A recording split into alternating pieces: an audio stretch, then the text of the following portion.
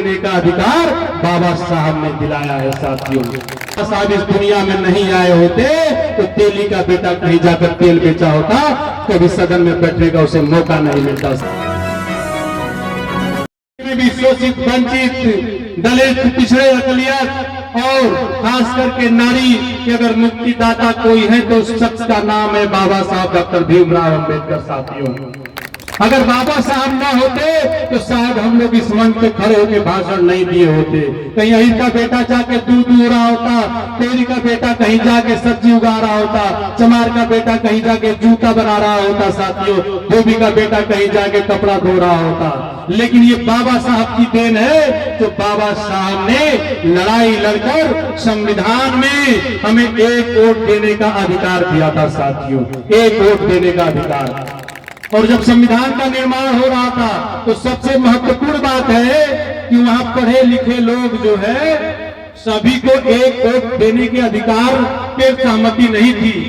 सब लोग कह रहे थे कि नहीं, जब इस देश में आजादी के बाद चुनाव होगा तो जो पढ़े लिखे लोग हैं सिर्फ वही वोट दे, ताकि अनपढ़ लोग वोट नहीं देंगे।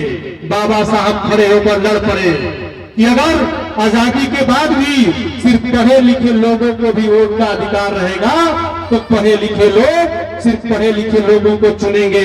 तो जो हमारा पिछड़ा समाज है, जो हमारा दलित समाज है, जो हमारा मुस्लिम समाज है, जो हमारी महिलाएं हैं अभी शिक्षा से महरूम है, तब तो ये वोट देने से भी महरूम हो जाएंगे, तो ये अपना प्रतिनिधित्व नहीं चुन पाएंगे। तो ये देश आजाद होकर भी गुलामी के जंजीरों में जकड़ा रहेगा साथियों।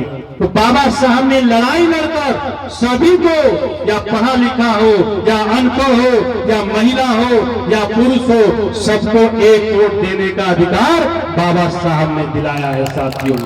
आज बाबा साहब की देन है तभी जाकर अमित शाह उस सदन में बैठ रहा और गृह मंत्री के पद पर बैठा हुआ है। और बाबा साहब की देन पर गृह मंत्री बनने के बाद वो बाबा साहब पे अमर्यादित टिप्पणी कर रहा है साथियों। उसे नहीं पता कि अगर बाबा साहब इस दुनिया में नहीं आए होते तो तेली का बेटा कहीं जाकर तेल बेचा होता, कभी सदन में बैठने का उसे मौका नहीं मिलता साथियों। तो बाबा साहब ने इस देश को, तमाम लोगों को, लोग कहते हैं कि बाबा साहब सिर्फ दलितों के नेता है। मेरे भाई, मेरे साथी, बाबा साहब इस मुल्क के करोड़ों लोगों के उद्धार करता है। सबसे बड़ी बात कि बाबा साहब ने इस मुल्क की महिलाओं को जो अधिकार दिया है शायद इस दुनिया में किसी ने उतना अधिकार दिया होगा। बाबा साहब ने महिलाओं को बराबरी का अधिकार दिलाया। बाबा साहब ने महिलाओं को संपत्ति का अधिकार दिलाया, महिलाओं को वोट देने का अधिकार दिलाया। और यहाँ महिलाएं नहीं है, लेकिन मैं इस मंच के माध्यम से बता देना चाहता हूं कि जो पढ़ी लिखी महिला सरकारी नौकरी करती है तो जब उन्हें बच्चा होने की स्थिति होती है तो पहले छुट्टी का प्रावधान नहीं था। बाबा साहब ने इस मुल्क में सबसे पहले दुनिया में बाबा साहब ने मातृत्व अवकाश देने का काम किया, तो उस मुल्क का नाम बाबा साहब है। अमेरिका और स्विट्जरलैंड जैसे देश भी मातृ अवकाश जो महिलाओं को मिलता है वह अवकाश बाबा साहब के देने के बाद जो है और देशों में ये व्यवस्था लागू की है साथियों। तो बाबा साहब हम सबके भगवान ही नहीं, हम सबके भगवान से कहीं बढ़ के बाबा साहब है। तो बाबा साहब का अगर सम्मान में कोई अगर उंगली उठाएगा तो ये मुल्क उस उंगली को काटने का काम करेगा। मैं इस मंच के माध्यम से बता देना चाहता हूँ साथियों।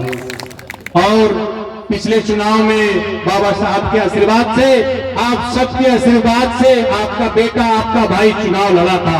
आप लोगों ने जितने मेहनत और परिश्रम से आप लोगों ने अपने बेटे, अपने भाई को चुनाव लड़ाया, सच में मेरा दिल भर आता है। मैं जब सोचता हूँ कि जो आपने मान सम्मान अपने बेटे, अपने भाई को दिया है, इस देश में बहुत से लोग सांसद और विधायक बने होंगे, लेकिन शायद उनको यह मान सम्मान नसीब नहीं हुआ होगा। लेकिन आपने मुझे चंदा दिया, सहयोग दिया, दिन रात मेहनत किया।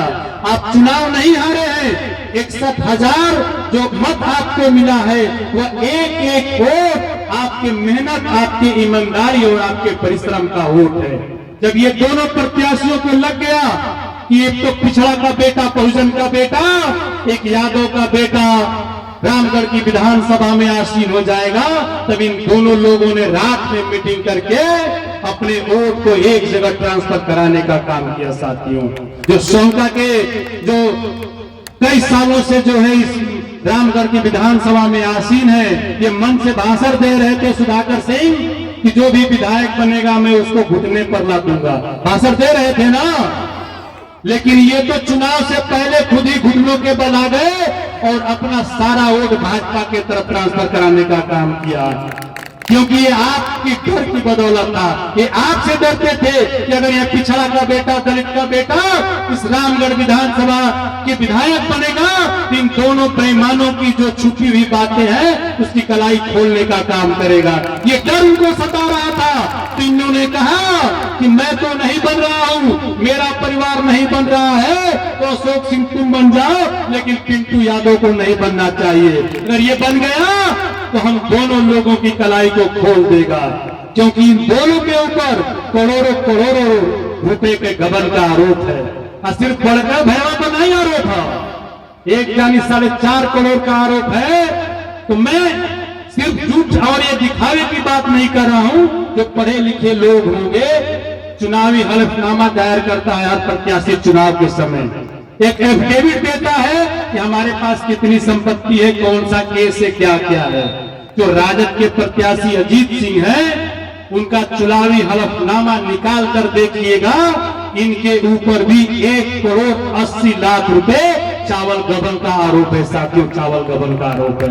तो ये लोग घोटालेबाज हैं, ये लोग आपके खून को चूस चूस कर इस सत्ता पे काबिज हुए हैं। साथियों, और सिर्फ इस समय एक दौर चल रहा है, घूम घूम के नारियल फोड़ल जाता रहा और लड़ौल होता कि ये तुम्हारी योजना ना है, हमारी योजना है। जो योजनाएं सड़क, पुल, पुलिया, बिजली, ये सारी योजनाएं सरकार संचालित करती है। इन योजनाओं में विधायक और सांसद का कोई रोल नहीं होता है, क्योंकि सरकार सूची मांगती है कि कौन सा टोला, कौन सा गांव सड़क से वंचित रह गया, उसको सूची बनाकर भेजिए बनाने के लिए। उन्हीं सड़कों का ये लोग घूम घूम कर नारियल फोड़ फोड़ कर विकास पुरुष बन रहे हैं। साथियों, मैं चुनाव के समय इस हर मन से पूछ रहा था कि रामगढ़ इन 70 सालों में रामगढ़ विधानसभा में तीनों प्रखंडों में एक भी ऐसा स्वास्थ्य केंद्र, एक भी ऐसा अस्पताल इन निकम्मों ने आज तक बनाने का काम नहीं किया, जहां पर हमारे और आपके परिवार के लोगों का इलाज हो सके। ये कोई अस्पताल ऐसा बनल था? सड़क दुर्घटना अगर होती है तो तुरंत डॉक्टर लिख के भेजता है कि ट्रामा सेंटर BHU जाइए, और 3 घंटा लगी बनारस पहुंचे में, तो हम उनके परिवार समाज के लोग रास्ते में दम तोड़ देता था कि नहीं। शायद ही ऐसा कोई दिन हो कि हमारे रामगढ़ विधानसभा के नौजवान साथी अभिभावक जो है सड़क दुर्घटना में मृत्यु न होती होगी। मैं तो रोज गांव-गांव में घूमता है, कहीं न कहीं हर जगह पता चलता है यहाँ दुर्घटना हो गई, वहां दुर्घटना हो गई, यहाँ लोग मर गए। सिर्फ इलाज के अभाव में मौत हो रही है। लेकिन इन दोनों जो वर्तमान सांसद है और जो वर्तमान विधायक है, एक बार भी ये मंच से स्वास्थ्य के बारे में लोग चर्चा नहीं करते हैं कि इस इलाके में कहीं बेहतर अस्पताल का निर्माण हो। एक बार भी ये लोग बेहतर कॉलेज की बात नहीं करते हैं कि जहां पर हमारे बच्चे, हमारी बच्चियां जाकर पढ़ाई कर सके। तीनों प्रखंडों में एक रामगढ़ में जीबी कॉलेज है जो कई वर्षों पहले बना है, उसको छोड़कर तीनों प्रखंडों में इन 70 सालों में एक भी सरकारी कॉलेज का निर्माण इन लोगों ने नहीं कराया है। एक भी सरकारी कॉलेज बात दुर्गावती में, नुआ में और रामगढ़ में, जहां हमारे बच्चे बच्चियां BA, MA, BSc की पढ़ाई कर सके। तो जो पैसे वाले लोग हैं, जो धनासेठ हैं, जिनके पास करोड़ों अरबों रुपया है, वो अपने बच्चों को दिल्ली, अमेरिका, बम्बई कहीं नहीं पढ़ा सकते हैं। लेकिन यहाँ जो हमारे अभिभावक नौजवान साथी, जो शोषित गरीब परिवार है, जिनके पास पैसे नहीं है अपने बच्चों को बाहर भेजने के लिए, वो सरकारी कॉलेजों पर अपने बच्चों को पढ़ाने के लिए निर्भर होते हैं। लेकिन इन लोगों ने जानबूझकर आप लोगों के बच्चों के भविष्य से खिलवाड़ करते हुए एक भी सरकारी कॉलेज का निर्माण नहीं कराया। ये जानते हैं कि आपका बेटा आपका बेटी अगर पढ़ाई कर लेगा, वो शिक्षित हो जाएगा तो अपने अधिकार हक को जानने लगेगा। और जिस दिन आप शिक्षित हो जाइएगा, अपने हक अधिकार को जानने लगिएगा, तो आप उनके सामने तनकर खड़े हो जाइएगा अपने अधिकार के लिए। इसलिए आपके बेटे और बेटियों को शिक्षा से महरूम करना चाहते हैं।